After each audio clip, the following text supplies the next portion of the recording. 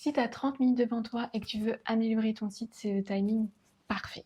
Ici, je vais te donner 7 actions concrètes pour pouvoir améliorer ton site facilement et sans te prendre la tête.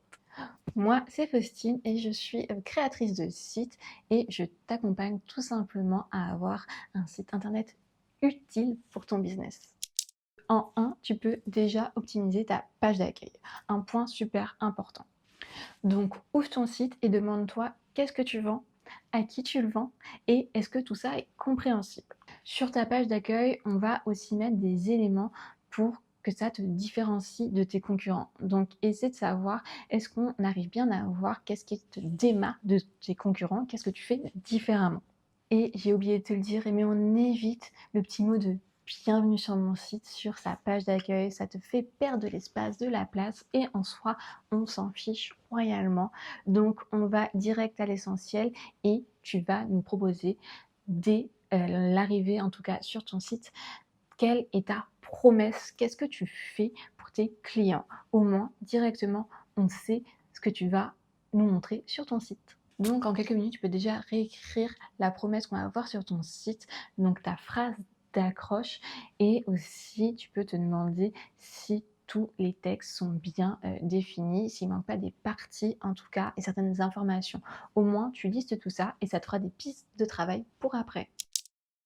En deuxième, tu peux faire que ton site soit plus rapide en optimisant tes images. On l'oublie souvent, on a tendance à mettre les images telles quelles. Ok, j'ai un fichier image, je l'ajoute et ainsi de suite.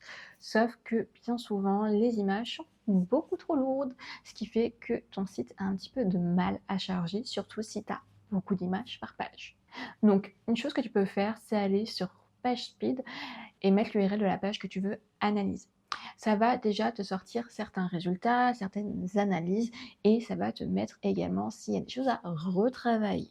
Globalement, ce que tu peux faire avant d'intégrer des images sur ton site, c'est de les redimensionner. On va éviter de mettre des images beaucoup trop grandes alors que l'espace sur le site va être tout petit. Donc là, le but, c'est de les redimensionner. Tu peux le passer par Canva, par Photoshop, par ton outil qui est sur ton ordinateur. Ça marche aussi. Et on va adapter les tailles. Ensuite, une fois que c'est fait, tu les exportes et tu peux passer par un outil comme Tiny JPEG, Tiny PNG pour réduire encore le poids. Et une chose que j'ai oublié juste avant, c'est quand tu exportes les photos, exporte-les bien au bon format parce qu'il y en a qui pèsent plus lourd que d'autres. Mais ça, on y reviendra dans une autre vidéo. Une fois que tu as fait ces quelques actions, en tout cas de redimensionner et ensuite de compresser des images, tu peux les remettre sur ton site, supprimer les anciennes, bien sûr, et tu vas voir que ça peut déjà changer la donne rapidement. Une troisième chose rapide à faire, c'est tout simplement d'ajouter des témoignages sur ton site internet ou en tout cas de les mettre à jour si ça fait longtemps que tu n'as pas mis les dedans. Les témoignages, ils sont là pour rassurer tes utilisateurs, pour donner confiance. Donc, ce serait dommage de passer à côté de cette réassurance pour tes utilisateurs et futurs clients. Donc, on n'hésite pas à faire un petit tour de mise à jour ou à en ajouter. Globalement, ce que je te conseille, c'est de créer sur WordPress Elementor une petite section avec tout simplement tes témoignages, de l'enregistrer dans tes modèles. Et comme ça, quand tu veux réajouter des témoignages dans d'autres pages, tu n'as plus qu'à importer, à insérer ce modèle-là. Et toi, tu auras tout simplement à copier-coller les textes dans les bons endroits. Donc, finalement, en moins de 15 minutes, tu peux ajouter des témoignages qui vont permettre d'asseoir aussi ta crédibilité auprès de tes visiteurs. Ensuite, tu peux également modifier, optimiser ton formulaire de contact. Le formulaire, il va également évoluer en fonction de toi, de tes besoins. C'est la première prise de contact de tes clients avec toi et parfois tu as besoin d'un peu plus d'informations qu'un nom et prénom. Donc tu peux leur demander leur message, qu'est-ce qu'ils veulent te dire. Moi, j'aime bien demander le numéro de téléphone.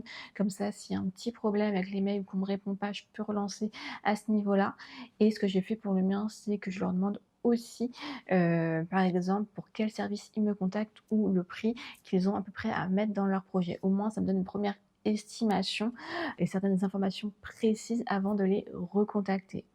Le but, c'est vraiment de mettre que les formulaires dont tu as besoin et après, c'est aussi à définir en fonction de ton, tunnel de vente, de comment tu abordes l'échange derrière. Est-ce que c'est une prise de contact via, téléphone, par mail, par visio?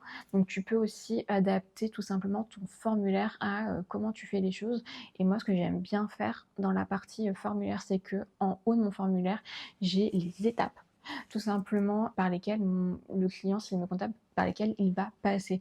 Au moins, il sait à quoi s'attendre et ça fluidifie un petit peu le parcours. On a tendance à l'oublier, mais la page à propos, je trouve qu'elle est indispensable. C'est même une des pages qui est le plus souvent consultée. En fait, cette page-là, elle permet vraiment de savoir qui est derrière l'entreprise, qu'est-ce qui se passe, est-ce que des fois on a les mêmes valeurs, les mêmes matchs en tout cas, et qui est cette personne en tout cas avec qui je vais travailler, je vais collaborer, même l'entreprise, ça peut donner confiance. Donc, faut savoir en tout cas que cette page-là, c'est très souvent la deuxième page qui est vue sur les sites internet. Donc c'est pour ça qu'il ne faut pas la négliger et la mettre de côté. Par contre, cette page-là, c'est vrai qu'on n'est pas dans un CV.